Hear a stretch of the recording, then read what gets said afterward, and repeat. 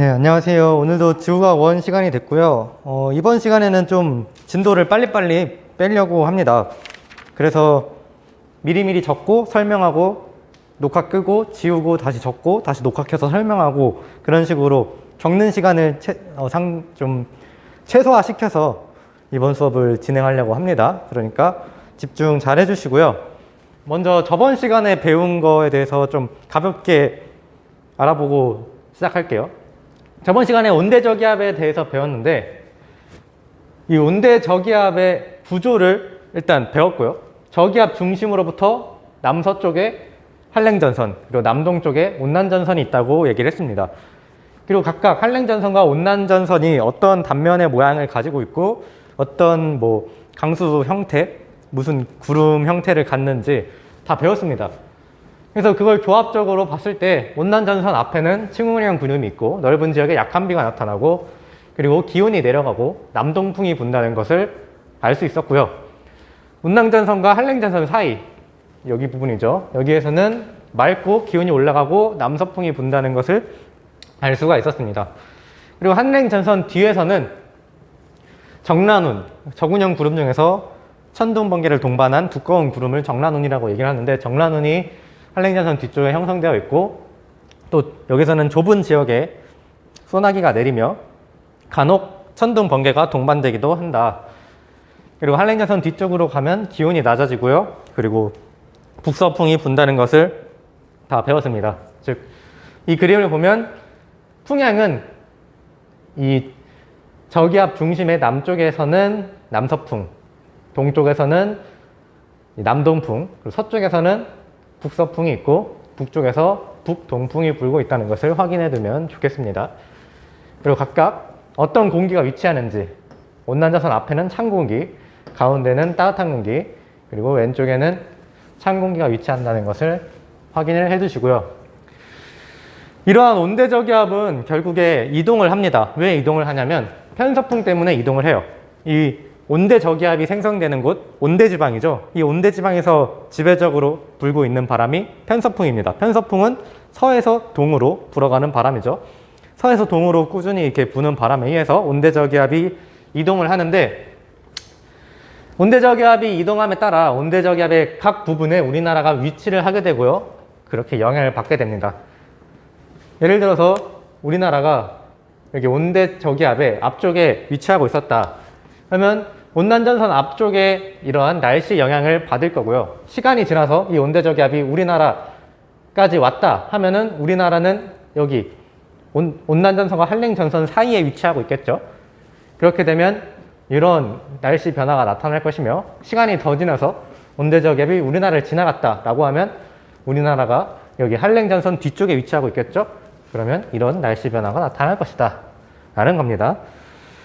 그래서 온대저기압이 통과할 때의 기온 변화를 좀 알아보면요. 처음에 어땠습니까? 차가웠죠? 그리고 지나가가지고 온난전선 뒤쪽으로 가게 되면 기온이 어떻게 됩니까? 따뜻한 공기가 위치하고 있죠. 그러면 기온이 올라가요. 그리고 나서 한랭전선 뒤쪽으로 넘어가게 되면 다시 차가워집니다. 그래서 기온 변화를 보면 찬따 찬이라고 적었는데 기온이 하강했다가 상승했다가 다시 하강하는 형태가 될 것이다 라는 얘기예요. 기온이 상승 그리고 기온이 하강한다. 기온이 상승하는 위치는 온난전선이 지나가고 나면 따뜻해지는 거고요. 기온이 하강하는 위치는 저기 한랭전선이 지나가고 나면 기온이 하강한다. 이렇게 알아두시면 되겠습니다. 그리고 온대저기압이 통과할 때 풍향 변화도 같이 보면 처음에 온난전선 앞쪽 남동풍이었죠. 온난전선이 지나가고 나면 남서풍으로 바뀔 거고요. 한랭전선이 지나가고 나면 북서풍이 불게 되는데 이렇게 풍향 변화만 아는 것뿐만 아니라 풍향이 어떤 경향성으로 바뀌느냐까지 알아야 돼요. 자, 남동풍이라고 하는 건 이걸 방위를 그렸을 때 남동풍은 남동 쪽에서 불어오고 있는 바람을 말해요. 이렇게. 남서풍은 남서쪽에서 불어오고 있는 바람을 말하고요. 북서풍은 북서쪽에서 불어오고 있는 바람을 말합니다. 그러면 바람이 이게 1번, 이게 2번, 이게 3번이 되죠. 그러면 이 풍향이 어떤 식으로 바뀌었느냐 잘 보시면 이렇게 바뀌고 있다는 것을 확인할 수가 있을 거예요. 이렇게 돌아가면서 바뀌고 있죠. 이걸 중간중간 그려서 그런데 사실 이렇게 확 바뀌기보다는 남동풍 계열이었다가 남풍 계열이었다가 남서풍 계열이 되고 나중에 서풍 계열이 오다가 결국엔 북서풍으로 이렇게 차근차근 바뀌는 거거든요. 그래서 풍향이 이렇게 바뀌어요. 이렇게 가는 거를 시계 방향이라고 할까요? 반시계 방향이라고 할까요? 시계는 이렇게 째깍째깍 하죠. 12시에서 6시, 6시에서 12시. 그러면 이거는 시계 방향으로 바뀐다. 풍향이 시계 방향으로 바뀐다라고 기억을 해두시면 좋겠습니다. 풍향 변화는 시계 방향 변화다. 온대 저기압이 통과하면서 풍향은 시계 방향으로 바뀐다는 것을 알아두세요. 자, 그러면은 교과서 내용을 한번 볼게요. 자, 80페이지. 온대 저기압과 날씨 변화 그 부분. 온대 저기압은 따뜻한 공기랑 찬 공기가 만나서 형성되기 때문에 전선을 동반한대요. 온대 저기압의 중심에서 남서쪽 한랭전선이고요. 남동쪽 원난전선이 있습니다. 자, 온대 저기압의 중심은 편서풍을 따라서 서에서 동으로 이동을 하죠. 서에서 동으로 편서풍 때문에. 그래서 온대 저기압이 어느 지역을 통과를 할 겁니다. 서에서 동으로 어느 지역을 통과할 텐데 그 지역은 그 온대 저기압이 통과하는 과정에서 온난전선과 한랭전선이 차례대로 지나가기 때문에 날씨 변화가 나타나고요. 그때 날씨 변화는 이렇게 나타난다는 걸 알아두시면 되겠습니다. 그 다음 81페이지를 보면 이 온대 저기압과 날씨 변화에 따른 일기도가 나타나 있는데 거기 온대 저기압의 위치를 한번 잘 보세요. 우리나라를 기준으로 맨 왼쪽 그림 10월 2일 9시 그림 우리나라의 왼쪽에 있고요. 10월 2일 21시 그림을 보면 우리나라에 들어와 가지고 우리나라가 온난전선이랑 한랭전선 사이에 위치한다는 게 보이죠. 그리고 10월 3일 9시를 보시면 우리나라가 한랭전선 뒤쪽, 그러니까 우리나라의 오른쪽에 온대저기압이 위치한다는 것을 확인할 수가 있을 겁니다. 그런 식으로 온대저기압이 서에서 동으로 이동을 해요. 자, 이제 여기서 또 중요한 게 가시영상이랑 적외영상이라는 게 있는데 일단 교과서 내용 확인하고 이따가 직접 사진으로 한번 그것도 확인을 해볼게요. 자, 81페이지 오른쪽 아래에 가시영상과 적외영상이라는 그 글자가 조그맣게 나와요. 81페이지 오른쪽 아래 여기 보시면 가시영상은 반사된 태양광의 광량으로 나타낸다고 해요. 그러니까 인공위성에서 우린 지구를 찍습니다. 지구가 있고 인공위성이 이렇게 있다고 봐요. 그리고 사진을 찍는 거죠. 어느 부분을. 근데 이제 가시광선 영역을 찍는 사진으로 이제 가시광선 영역을 갖다가 사진을 찍으면 가시광선이라는 건 우리 눈에 보이는 그런 빛을 말하는 거거든요. 그러면 가시광선이 얼마나 많이 구름에서 반사가 되느냐로 이 사진의 밝기가 나타나요. 그래서 구름에서 반사되는 햇빛이 강할수록 밝게 보인다.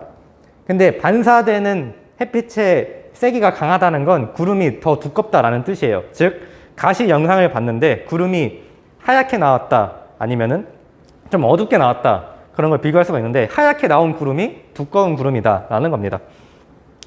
하얗게 나온 구름은 빛을 더 많이 반사했을 것이며 빛을 더 많이 반사할 수 있는 이유는 구름이 두껍기 때문에 그런 거예요. 그래서 가시 영상에서 하얗다는 건 두꺼운 구름이다. 가시 영상에서 어둡게 나왔다는 건 좀 얇은 구름이다. 이렇게 볼 수 있는 거고요.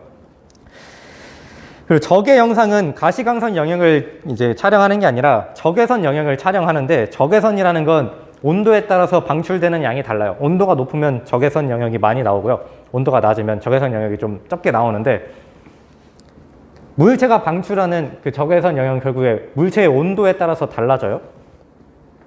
근데 그 영상에서는 물체의 온도가 낮을수록 하얗게 보입니다. 하얗게 보입니다. 물체의 온도가 높을수록 어둡게 보여요. 그래가지고 이 적의 영상을 봤을 때 구름의 고도가 높을수록 온도가 낮습니다. 구름의 고도가 높으면은 이 대기권이라는 게 온도랑 이제 높이 그런 그래프를 봤을 때 시간이 길어지는데, 온도랑 높이를 봤을 때 대기권 내에서는 높이 올라갈수록 온도가 떨어지는 형태가 나와요. 이렇게. 그 성층권에서는 뭐 높이 올라갈수록 온도가 올라가고, 아무튼 그런 이 기권의 온도 그래프는 많이 봤을 겁니다. 아무튼 대륙권에서는 높이 올라갈수록 온도가 내려가는데, 구름의 고도가 높으면은 사진을 찍은 거는 구름의 정상이 찍히거든요. 구름 정상의 온도가 낮으려면 구름이 높은 곳에 있어야 돼요. 즉 적의 영상에서 하얗게 나왔다 그러면 그 구름의 온도가 더 낮다는 뜻이고, 그 적의 영상에서 어둡게 나왔다라는 건 구름의 온도가 상대적으로 좀 더 높다라는 뜻이며, 걔는 고도가 낮은 곳에 위치한 구름이라는 걸 확인할 수가 있는 거예요. 그래서 가시 영상과 적의 영상은, 가시 영상은 구름의 두께를 알 수 있는 거고, 적의 영상은 구름의 고도를 알 수 있다. 특히 가시광선 영역에서 하얗게 나올수록 두꺼운 구름, 적의 영상에서는 하얗게 나올수록 그 높은 구름, 온도가 낮은 구름이라는 거를 확인을 하시면 좋겠습니다. 다음 82페이지 나머지 온대저기압 부분을 읽어보면, 자, 온대저기압이 우리나라로 다가올 때는 먼저 온난전선의 영향을 받는다 얘기했죠. 먼저 이런 영향을 받고, 그래서 어떤 날씨가 나타나느냐, 충운형 구름의 영향으로 넓은 지역에 걸쳐 구름이 낀 흐린 날씨가 보인다. 이후 전선 가까이에서 약한 비가 내리면서 남동풍이 분다 얘기했죠. 약한 비가 내리면서 남동풍. 자, 그리고 온난전선이 통과하면 기온이 높아지면서 날씨가 맑아지며 남서풍이 분다. 온난전선 통과하고 나면 남서풍, 기온이 높아진다 얘기했고요. 날씨도 맑아진다고 했고, 한랭전선이 다가오면 전선 부근에 발달한 저군형 구름의 영향으로 강한 소나기가 내린다.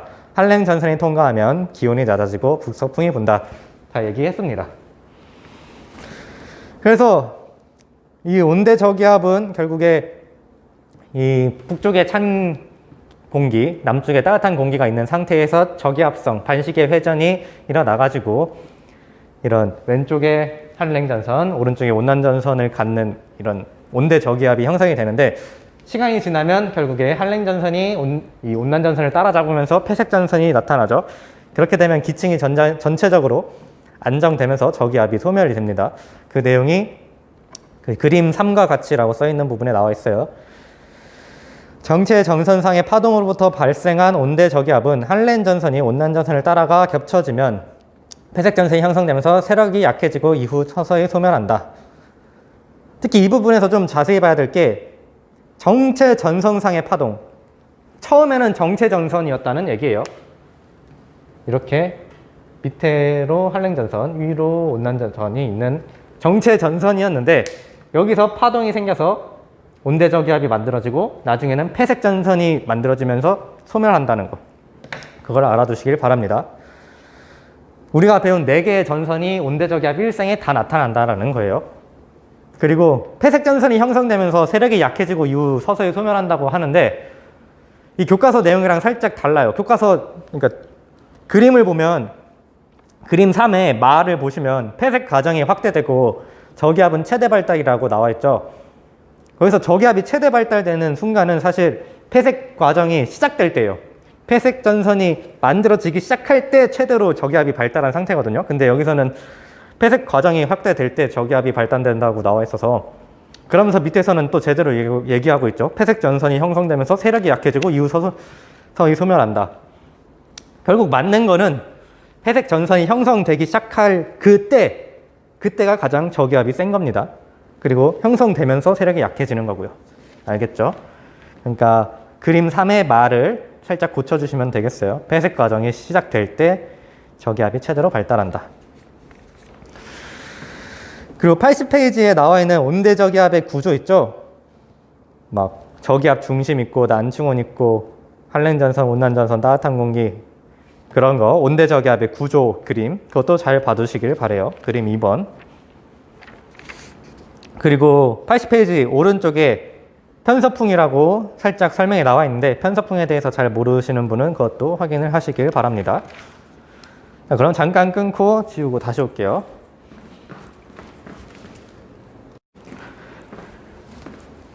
네, 필기하고 왔고요. 이번에는 교과서 82페이지입니다. 교과서 82페이지. 그 아래에 보시면 이동성 고기압이라고 나와요. 먼저 교과서 내용부터 한번 볼까요? 우리나라에 영향을 주는 고기압 중에는 양쯔강 고기압과 같이 규모가 작고 기압의 중심이 동쪽 방향으로 이동하는 고기압이 있다. 즉 고기압인데 기압의 중심이 이동하는 고기압이 있다는 얘기예요. 그게 예시로 양쯔강 고기압이 있다는 거고, 이 이동성 고기압의 영향을 받으면 날씨가 맑다가 이어서 다가오는 기압골의 영향으로 날씨가 흐리거나 비가 내린대요. 날씨가 맑다가 나중에는 흐려진다라는 얘기죠. 그래서 우리나라는 봄철과 가을철에 이동성 고기압과 기압골의 영향을 번갈아 받게 되면서 날씨가 주기적으로 변한다라고 합니다. 봄, 가을에 날씨가 막 맑기도 하다가 갑자기 흐려지기도 하는 그런 현상이 이런 이동성 고기압과 기압골의 영향을 받기 때문이다라는 얘기고요. 제가 좀 더 정리를 했는데 한번 볼게요. 자, 교과서 82페이지. 고기압의 종류를 좀 알아볼 겁니다. 교과서에는 이동성 고기압만 나와 있는데 저는 정체성 고기압도 얘기를 하려고 해요. 이동성 고기압은 이동하는 고기압을 말하는 거고 정체성 고기압은 이동하지 않고 정체되어 있는 고기압을 얘기를 해요. 그래서 정체성 고기압이 뭐냐? 중심이 대륙이나 해양의 특정 지역에 오랫동안 머물면서 주위에 영향을 미치는 고기압을 정체성 고기압이라고 얘기를 해요. 이건 제가 온대저기압의 생성을 설명할 때 얘기를 했는데 우리나라를 기준으로 남북쪽에 고기압이 위치한다 했죠. 그 고기압이 정체성 고기압이에요. 거기에 고정되어 있는 고기압들이 있습니다. 그래서 이 정체성 고기압의 예시로 우리나라 위쪽에 있는 시베리아 고기압, 그리고 우리나라의 아래쪽에 있는 북태평양 고기압이 이 정체성 고기압의 예시입니다. 특히 이 시베리아 고기압은 한랭 고기압이라고도 불리고요. 키 작은 고기압이라고도 불려요. 왜 한랭 고기압 그리고 키 작은 고기압이라고 불리느냐? 얘는 공기가 차가워가지고 무거워진 공기가 하강하면서 결국에 거기가 공기가 뭉치면서 생긴 기압이 높아진 고기압이에요.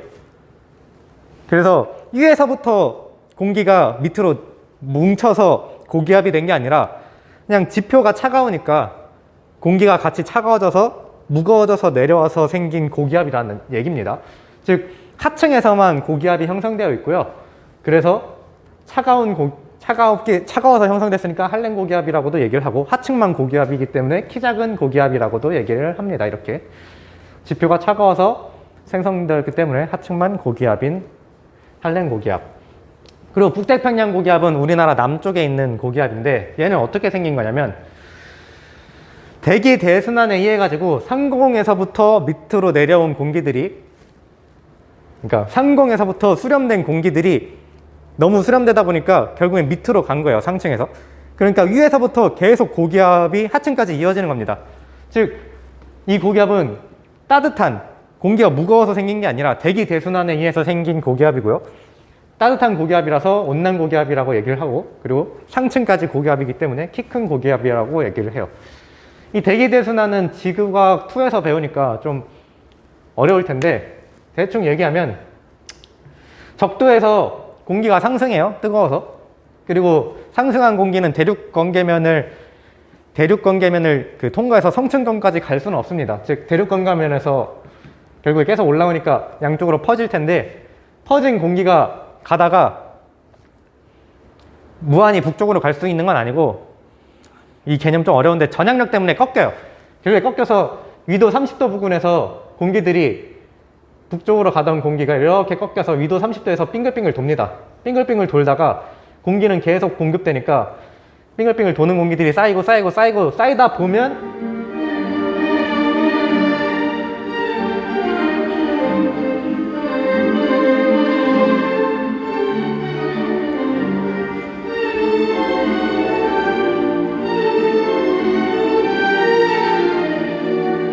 공기가 쌓이다 보면은 결국에 포화될 거고, 이제 더 이상 공기가 쌓일 수 없으면 상층에 쌓여있는 공기가 밑으로 내려가는 거죠. 그렇게 생성된 게 이런 온난 고기압, 키 큰 고기압이라는 거예요. 그래서 상층부터 하층까지 다 고기압이 형성되어 있다. 그래서 키 큰 고기압이라고도 불린다. 두 가지 확인해 두시고, 그 다음에 교과서에 나온 게 이동성 고기압이죠. 이동성 고기압의 정의를 보면 중심이 한 곳에 머물지 않고요, 이동을 하고 있습니다. 정체성 고기압은 한 곳에 머무르는 거고, 이동성 고기압은 이동하는 고기압. 특히 어떻게 이동하냐면 편서풍에 의해서 서에서 동으로 이동해요. 엄밀히 따지면 편서풍 파동이라는 거, 아까 말했던 그 상층에서 빙글빙글 도는 그 바람 있죠. 이 상층에서 부는 편서풍을 편서풍 파동이라고 하는데, 아직 우리가 편서풍 파동까지는 안 배웠으니까 그냥 쉽게 편서풍에 의해서 서에서 동으로 이동한다고 봐도 무방하긴 합니다, 우리 수준에서는. 그러니까 이동성 고기압은 이동하는 고기압인데 뭐 때문에 이동하느냐? 편서풍 때문에 이동하고요, 결국 서에서 동으로 이동할 거란 겁니다. 그래서 발달하는 시기는 주로 봄, 가을인데, 봄, 가을에 나타나는 이 이동성 고기압의 좀 대표적인 예시가 바로 이 양쯔강 고기압. 우리나라 왼쪽 아래에 형성되었던 양쯔강 기단 있죠. 거기서 고기압이 형성돼서 서쪽에서 동쪽으로 우리나라를 지나가게 되면 그게 이동성 고기압이라는 얘기입니다. 그리고 이동성 고기압이 지나가면서 날씨가 변화하게 되는데요, 이동성 고기압의 중심부는 고기압이기 때문에 공기들이 하강을 하고 있죠. 그래서 공기가 상승해야 구름이 만들어지고 날씨가 흐려지는 건데, 공기가 하강하고 있으면 구름이 만들어지지 않고 날씨는 맑게 됩니다. 대신에 고기압이 통과하고 나면 이제 고기압의 영향이 아니라 기압골의 영향을 받게 되고, 그 영향으로 인해 서쪽부터 날씨가 흐려지게 돼요. 왜 서쪽부터 흐려지냐면 고기압이 서에서 동으로 이동하기 때문이죠. 예를 들면 우리나라가 있어요. 고기압이 서쪽에 있어요. 나중에 동쪽으로 가죠. 그러면 고기압을 뒤따르는 기압골이 있습니다. 기압골. 여기는 날씨가 흐려요. 고기압이 통과했다. 그럼 기압골은 여기에 위치하겠죠. 그럼 우리나라의 서쪽이 날씨가 먼저 흐려지나요? 동쪽이 날씨가 먼저 흐려지나요? 기압골이 서쪽에 있고 동쪽엔 지금 고기압의 영향을 받고 있죠. 즉 서쪽이 먼저 흐려진다, 그런 얘기예요. 그리고 이 기압골은 기압이 낮은 골짜기를 말을 합니다. 기압이 낮다는 건 저기압이라는 얘기고, 아무튼 고기압이 통과하고 나면 저기압이 뒤따라온다라고 생각하면 좀 편할 것 같아요. 그래서 거기 82페이지 오른쪽에 기압골이라고 조그맣게 나와 있죠. 일기도상에 나타난 고기압과 고기압 사이에 기압이 낮은 골짜기, 그 기압골 때문에 날씨가 흐린 게 나타난다는 걸 알아두시면 되겠습니다. 이동성 고기압은 여기까지. 그럼 지우고 다시 올게요. 자, 다음 개념은 이제 고기압과 우리나라 날씨라는 개념인데요. 교과서에는 없는 거고, 제가 우리나라 주변에 4가지 기단을 소개를 했죠. 시베리아 기단, 오호츠크의 기단, 양쯔강 기단, 북태평양 기단 4개를 설명했고, 자세한 건 뭐 다음에 얘기한다 했는데 그 다음이 지금인 거죠. 아무튼 고기압과 우리나라 날씨에 대해서 좀 얘기를 하면, 우리나라는 계절에 따라서 영향을 주는 고기압의 종류가 다릅니다. 이때 고기압은 각각의 기단이 위치했던 그 부분에 고기압이 위치해 있는 거고, 예를 들어 우리나라가 있고 여기 시베리아 고기압, 오호츠크의 고기압, 뭐 양쯔강 기단, 북태평양 기단 이렇게 설명했는데, 이 기단이라고 써있던 이 부분에 고기압이 있는 거예요. 하강하는 고기압. 그리고 이 고기압은 바람이 시계방향으로 불어 나가는 것이죠. 그러면서 잘못 그렸네. 시계방향으로 아무튼 불어 나가는 곳이 이 고기압인데, 이렇게 불어 나간다 했을 때 결국에 이 고기압에서 바람이 불어 나갈 때 공기가 같이 나가는 그 공기를 기단이라고 부르는 거예요. 그래서 북태평양 고기압에서 북태평양 기단이 만들어져서 오는 거죠. 북태평양 고기압이랑 북태평양 기단을 그렇게 엄밀히 따지면 다른 거긴 한데, 우리가 봤을 땐 그냥 큰 차이가 없다고 봐도 무방할 것 같아요. 그러니까 기단이랑 고기압이라는 용어, 여기서 말하는 이 뭐 시베리아 고기압, 시베리아 기단, 북태평양 고기압, 북태평양 기단, 이런 거는 딱히 막 신경 써서 구분하지 않아도 어차피 비슷한 내용이라는 걸 알아두시면 될 것 같고요. 그래서 우리나라에 영향을 주는 고기압의 종류가 다르다는 건 기단의 종류가 다르다랑 똑같은 말이라는 걸 알아두시고, 영향을 주는 고기압이 다르니까 날씨 변화도 다르게 나타난다는 거. 그래서 봄을 먼저 볼게요. 봄에는 양쯔강 기단을 영향을 받아요. 그래서 양쯔강 기단의 특징은 온난 건조했죠? 온난 건조하고요. 그리고 이동성 고기압이기 때문에 아까 얘기했지만 고기압의 영향을 받으면 날씨가 맑고, 고기압이 지나가서 기압 골의 영향을 받으면 흐린 날씨가 나타난다 했어요. 그래서 맑고 흐림이 번갈아서 나타나게 됩니다, 봄에는. 또 황사가 있는데, 이 중국에서 만들어진 그 모래먼지가 이런 서에서 동으로 부는 바람을 타고 이 양쯔강 고기압의 이 영향을 받아가지고 이동성 고기압의 영향을 받아서 타고 와요. 그래서 우리나라에서는 황사라는 현상이 생기기도 합니다, 봄에. 특히 가을철보다 봄에 더 많이 생기는 이유는 겨울에 얼어있던 그런 암석들이 쪼개지면서 부스러기들이 더 날아올 수 있는 부스러기 재료가 더 봄에 더 많기 때문에 날아오는 거고요. 가을에는 비교적 덜한 이유가 똑같이 양쯔강 기단이 있어도 그 양쯔강 기단이 영향을 받아도 날아올 만한 그런 재료가 부족하기 때문에 아무튼 봄에 더 많이 황사가 나타난다는 거고요. 여름에는 초기랑 여름이 한창일 때 두 가지를 구분할 수가 있는데, 여름 초기에는 북태평양 기단 그리고 오호츠크의 기단 두 개가 만나서 장마전선이 형성이 됩니다. 이때 장마전선의 이 온난전선은 북쪽으로 가려고 하고 있고 한랭전선은 남쪽으로 가려고 하고 있어요. 그렇기 때문에 온난전선 앞쪽이 강수구역이고 한랭전선 뒤쪽이 강수구역이니까 강수구역이 장마전선에서는 북쪽으로 둘 다 겹치고 있어요. 즉 장마전선의 강수구역을 나타내라 하면 북쪽이라는 것을 알아두시고, 여름이 한창일 때의 특징은 북태평양 기단의 영향을 받습니다. 북태평양 기단은 저緯도에 위치한 해양성 기단이기 때문에 고온 다습하고요. 그리고 남동 계절풍이 불게 돼요. 북태평양 기단이 여기에 있는데 여기서 고기압에 의해서 바람이 불어나갑니다. 그러면 우리나라 입장에서는 남동 쪽에서 바람이 오는 걸 느껴요. 즉 우리나라는 남동 계절풍이라는, 여름에 북태평양 고기압에 의해 남동 계절풍이 분다라는 걸 알아두시면 되겠습니다.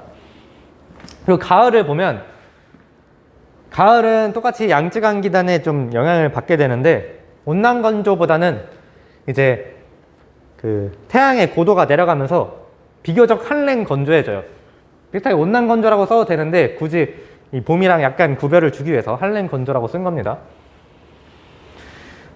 뭐 온난 건조, 약간 온난 건조, 한랭도 약간 봄보다는 좀 한랭한 정도.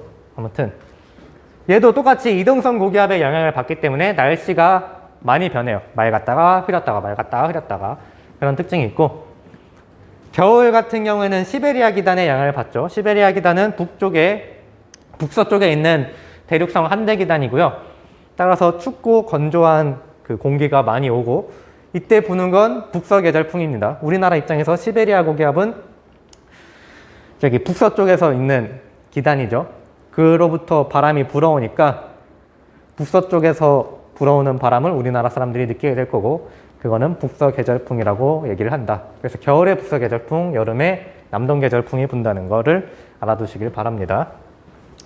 또 고기압과 우리나라 날씨를 정리를 하고 다음 걸로 넘어갈게요.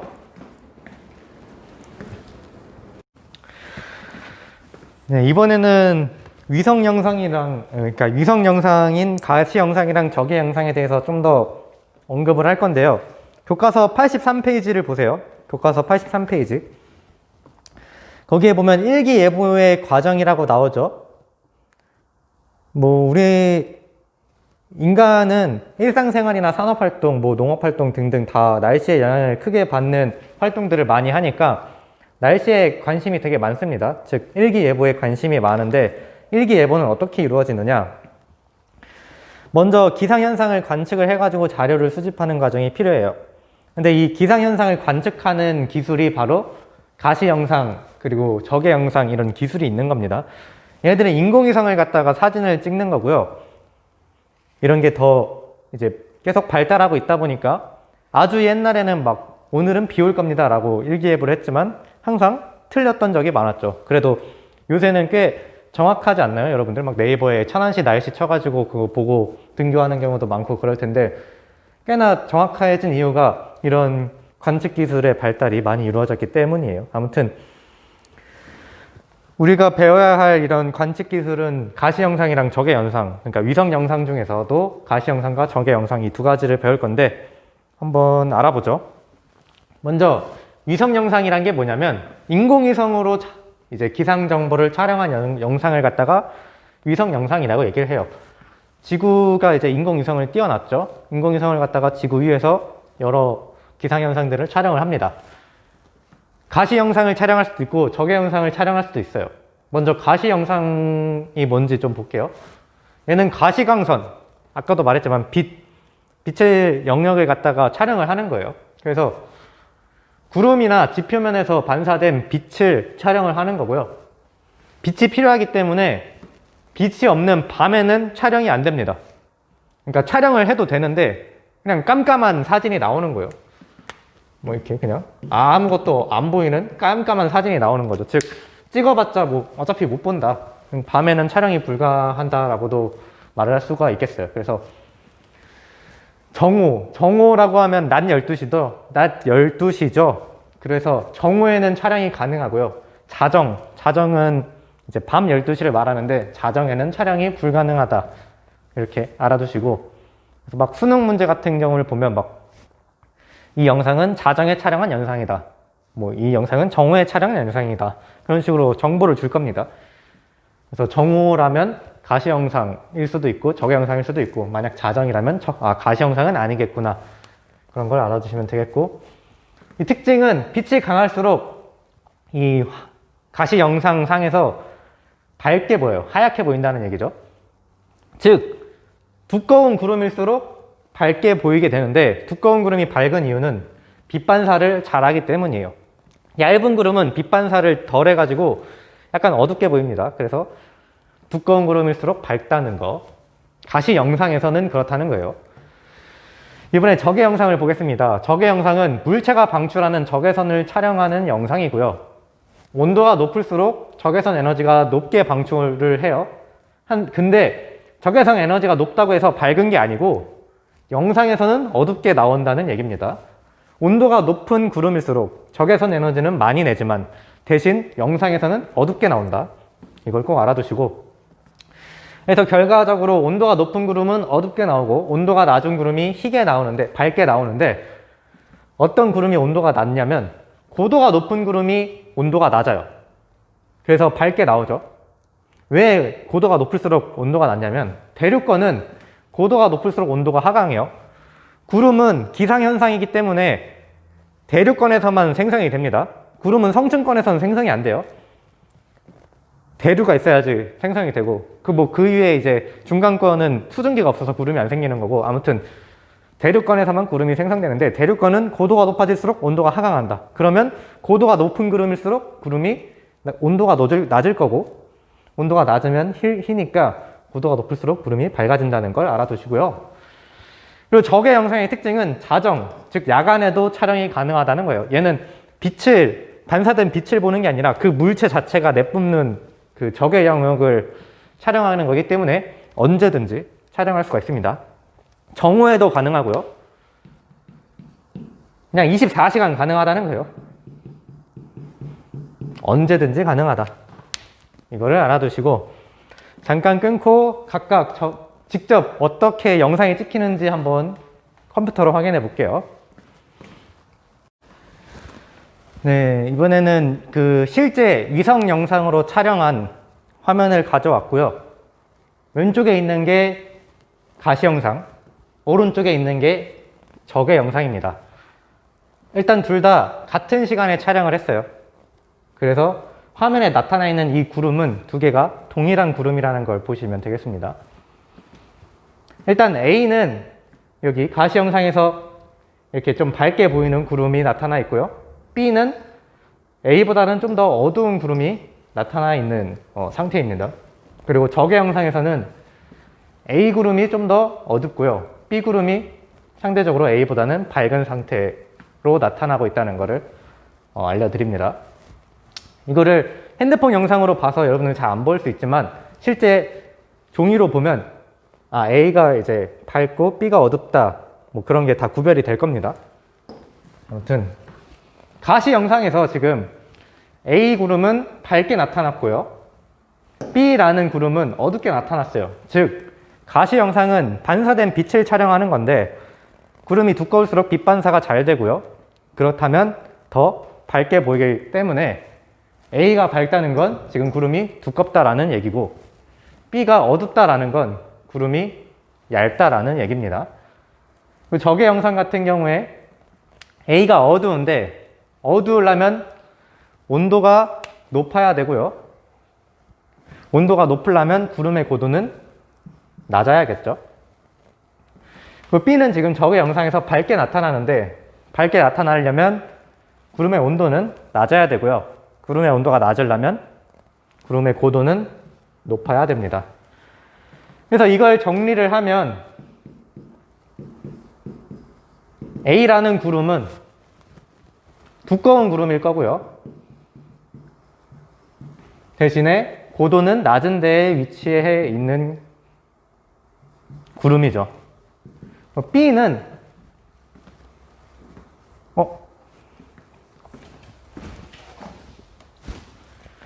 B는 구름이 얇은 상태고요. 대신에 고도가 높은 곳에 위치해 있는 그런 구름이라는 것을 확인할 수가 있겠습니다. 가시 영상과 적의 영상을 가지고 구름의 두껍고 얇은 정도를 알 수 있을 것이고 구름의 온도를 알 수 있기 때문에 구름이 위치한 고도도 알 수 있다는 것을 이 사진을 보고 알아채면 되겠습니다. 자, 그러면 여기서 잠깐 끊고 또 태풍으로 넘어가죠. 자, 일단 오늘은 여기 태풍의 개관 정도? 태풍에 대해서 소개 정도만 하고 이제 끝낼 거고요. 교과서 84페이지입니다. 교과서 84페이지 피세요. 자, 먼저 태풍에 대한 소개가 교과서 내용으로 나와 있는데 한번 볼게요. 85페이지.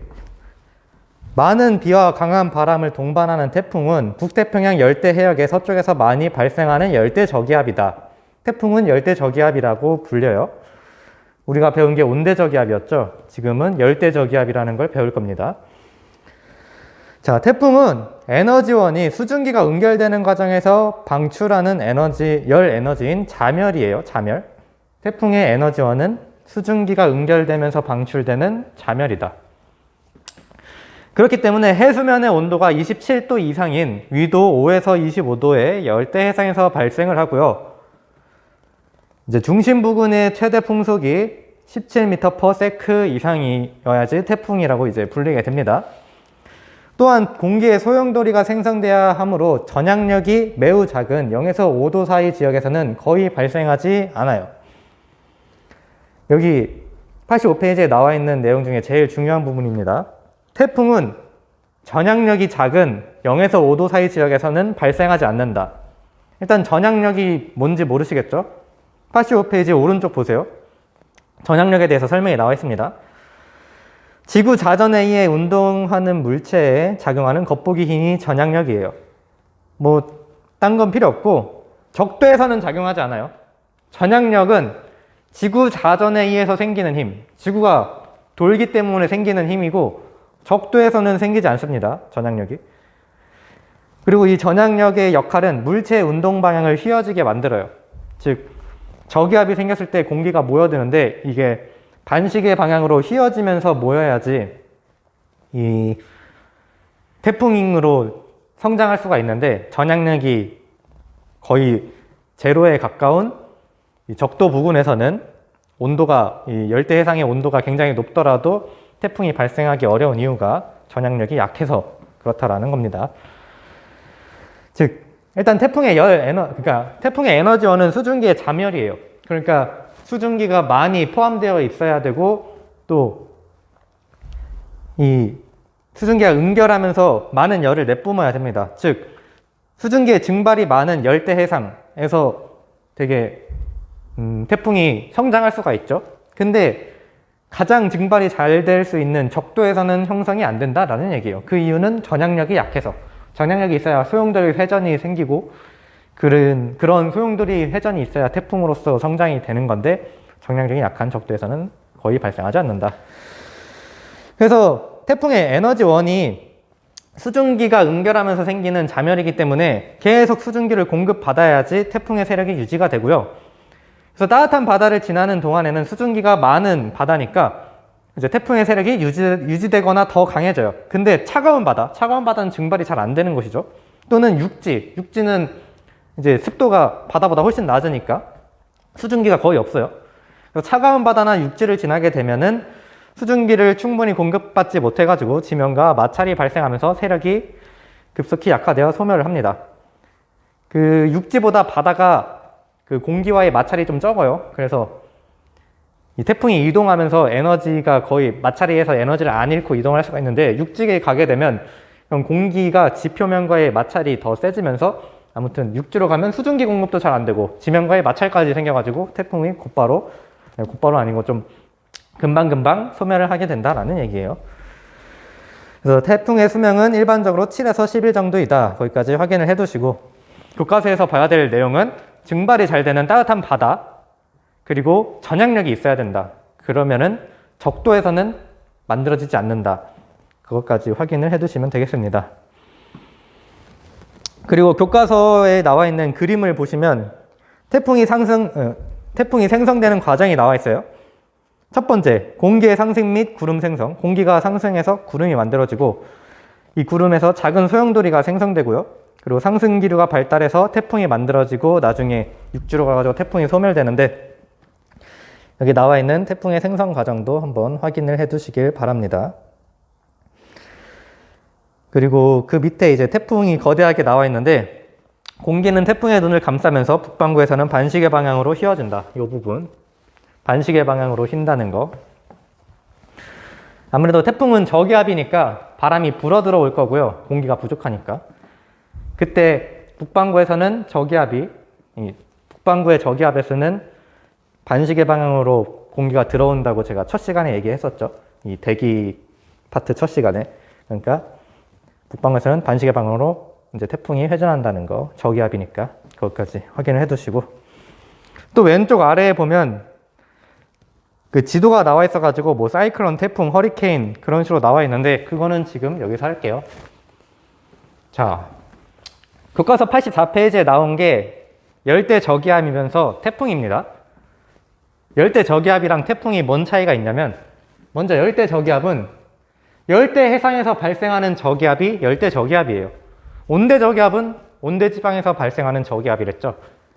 열대 저기압 어렵지 않아요? 열대 해상에서 발생하면, 그러니까 저기압이 열대 해상에서 발생하면 열대 저기압이에요.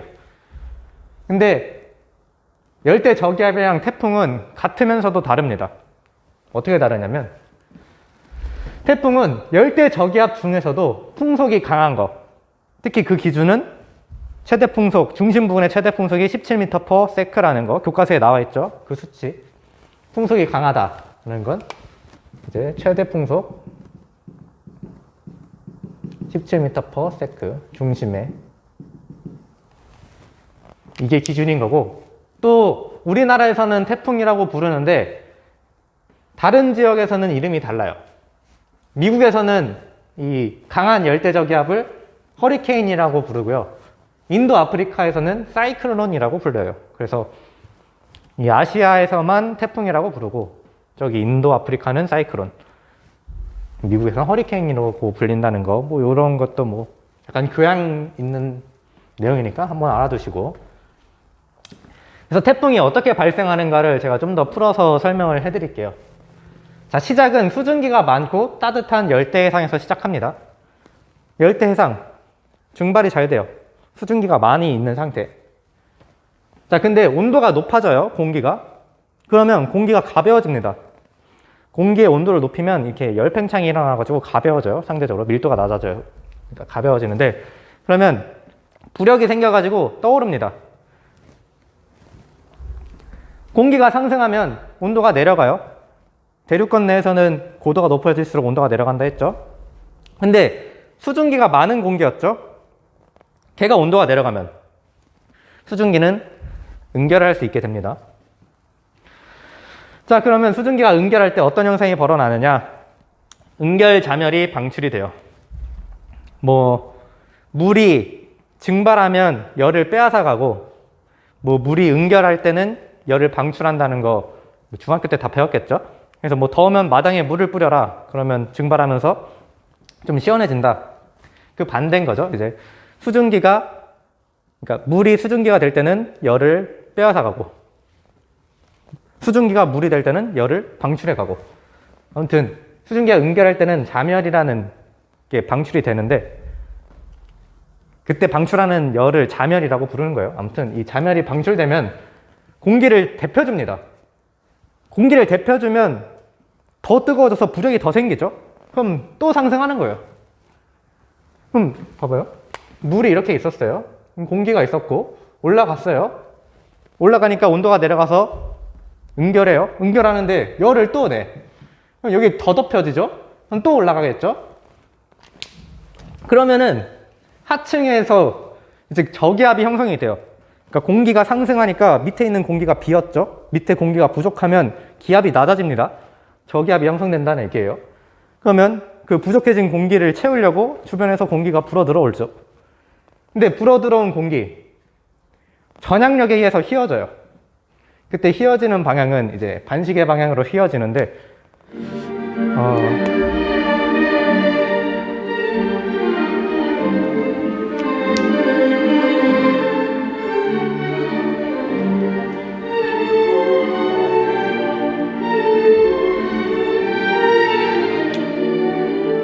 전향력에 의해서 휘어지는데 반시계 방향으로 휘어진다. 이거는 좀 아직까지 이해하기는 어렵고 G2를 가야 이제 전향력이 뭔지, 왜 반시계로 회전하는지까지 배우니까 이거는 그냥 좀 어쩔 수 없이 외워야 될 것 같아요.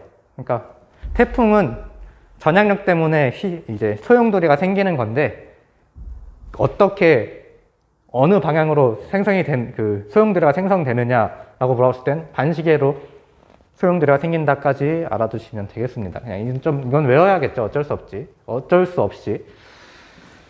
자, 근데 이제 공기가 상승해서 그 하층에 공기가 부족해지니까 공기가 불어 들어와요. 불어 들어온 공기도 수증기가 많은 공기죠. 주변이 다 바다니까. 근데 불어 들어왔는데 또 계속 위로 올라가고 있으니까 그거 위도 부족해져요, 공기가. 그래서 또 위로 올라가죠. 밑에서 새로 들어온 공기도 올라가요. 올라가면 온도가 내려가서 수증기 응결할 거고요. 또 응결자멸 방출할 거고요. 그럼 공기 더 덮여질 거고요. 그러면 이 공기가 상승하는 속도가 처음에는 살살살살 상승을 했는데, 상승했을 때 덮여주고, 상승하면서 덮여줘서 부족해서 더 모으고, 더 모은 공기 상승해서 더 덮여주고, 더 덮여주니까 더 많이 모아야 되고, 더 많이 모은 공기가 더 응결자멸 방출하니까 더 덮여지고, 진짜 그 무한 반복이 되면서 태풍의 세력이 계속 강화가 돼요. 그래서 결국에 더 많은 공기가 불어 들어오죠. 공기가 막 불어 들어오니까 그 불어 들어온 속도가 엄청 빨라져요. 엄청 빨라지면 비로소 이제 굉장한 강풍, 그리고 저기압이라서 이제 공기가 상승했으니까 많은 구름에 의한 비, 그런 강풍, 폭우, 천둥, 번개, 그런 것들을 동반한 태풍이 완성이 되는 겁니다. 그리고 이 태풍이 완성이 되고 나서 움직이는 건 다음 시간에 얘기를 하고, 움직이다 보면 육지로 가게 돼요. 근데 육지는 수증기가 없는, 바다보다는 훨씬 부족한 곳이고, 거기서는 공기가 모여들어 봤자 수증기가 없는 공기들이죠. 그러면 위로 올라가면서 그 태풍의 에너지원이었던 수증기의 응결 자멸이 없어져요. 그래서 태풍의 세력을 유지할 수가 없게 되고 결국에는 소멸을 하게 됩니다. 차가운 바다로 가도 마찬가지인 게, 증발이 덜 되고 있으니까 수증기가 많이 부족한 공기가 있겠고, 그러면 서서히 태풍 세력이 이제 약해지면서 소멸한다라는 거예요. 이제 다음 시간에 태풍에 대해서 더 자세히 얘기할 건데, 오늘 마무리로 온대저기압과의 이 열대저기압의 차이를 좀 볼게요. 일단 태풍은 전선을 동반하지 않아요. 온대저기압은 왼쪽에 한랭전선, 오른쪽에 온난전선을 동반했죠. 태풍은 전선을 동반하지 않습니다. 그리고 에너지원에도 차이가 있는데 태풍의 에너지원은 수증기의 응결로 인한 자멸 방출로 공기를 데펴서 더 상승을 강화시키는 게 에너지원이에요. 즉 자멸이 이제 에너지원인 거고 수증기의 응결 자멸이 에너지원인 거고, 온대저기압의 에너지원은 좀 어려운데 찬 공기랑 더운 공기가 만나면 결국에 무게중심이 좀 내려가면서 위치 에너지가 감소를 해요. 근데 그 감소되는 위치 에너지만큼 운동 에너지가 생겨서 상승이 좀 강화되는 효과가 있습니다. 그래서 온대저기압의 에너지원은 위치 에너지가 특징이라는 거. 태풍은 수증기의 응결자멸이 에너지원이었다면 온대저기압의 에너지원은 찬 공기랑 더운 공기가 섞이면서 감소되는 위치 에너지. 이 위치 에너지가 온대저기압의 에너지원이라는 걸 알아두시면 되겠습니다. 그리고 온대저기압도 위치 에너지만 있는 건 아니고 에너지원 중에 수증기의 응결자멸도 온대저기압의 에너지원에 포함이 돼요. 하지만 주된 에너지원은 위치 에너지라는 거를 알아두시면, 이런 차이가 있다는 걸 알아두시면 되겠습니다. 온대저기압도 에너지원이 수증기의 응결자멸도 있다는 거예요. 온대저기압도 결국엔 저기압이라서 공기가 모여서 상승하고 있는데, 그때 구름이 만들어질 때 이제 응결이 일어나가지고 공기를 데펴주는, 그래서 상승이 강화되는 효과가 있긴 한데 주된 에너지는 위치 에너지의 감소로 인한 온도 에너지 전환이다. 그래서 에너지원의 차이가 이렇게 발생한다는 거를 확인을 해두시면 되겠습니다. 네, 오늘 수업은 여기까지고요. 다음 시간에 태풍의 이동 등등등에 대해서 더 자세히 얘기하도록 하죠. 고생했어요, 진짜. 너무 많은 얘기를 했는데 오늘 많이 했기 때문에 그래도 진도가 얼추 좀 넉넉해질 것 같고요. 그러면은 고생했습니다.